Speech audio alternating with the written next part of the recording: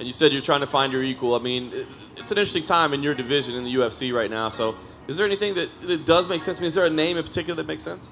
Whoever gets me closer to an interim title right now. You know, McGregor's not here, so I'm going to get that interim title on my waist, and when he comes back, pressure. I pressure people. You think you can take it? He has a fantastic left hand. If he touches me with it, I'll go to sleep. If not, you saw what will happen tonight. He's never been finished before. I finished him in the second round. He almost finished me. Big John said he was going to stop it. I was there. I don't know what, you know, he's great at what he does. He said I was, you know, obviously when I got smoked, I was, you know, a little dazed. But we get punched in the face. Like I said, I got the biggest heart. I'm the most violent guy in this division. I'll prove it time and time again. Every time I've been, you know, fight of the year for now, I'll fight again. That one will be considered fight of the year. I can take the most boring fighter and put him in that fight right there. So that's what I do. I'm an entertainer. I don't care who's next. I want to fight Ferguson, but he'll probably say I'm not worthy.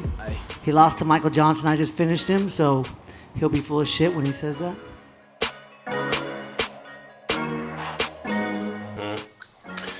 So what, I mean, again, I know you can't talk too much about, you know, what goes on in sparring and everything, but if you can just kind of explain what it is that fans, that people who may think he doesn't have a shot, what's one of the things that is misunderstood about Conor McGregor's boxing ability?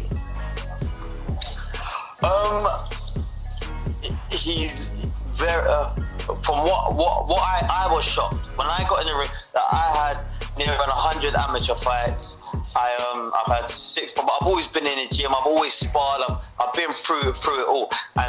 But you know what? When I got in there, I was surprised. I was surprised with a lot of things. His skills, his heavy hands. Even do you know what? I'll be honest. I was even quite surprised at the speed.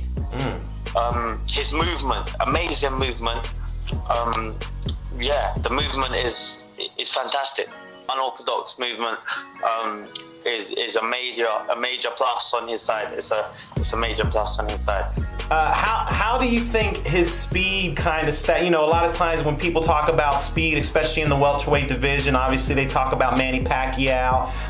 They even talk about, you know, your countryman, you know, Amir Khan. They talk about his hand speed and stuff like that. Does his hand speed translate to, you know, the same type of speed that some of those top boxers have?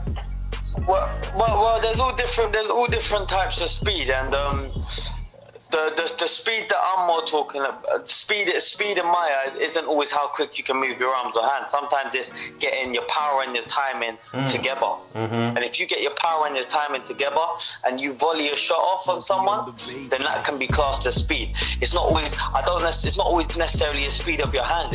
It's the speed of the mind. Do you understand? Of hold on, getting that sidestep or getting that unorthodox movement around yourself. Do you get where I'm coming from?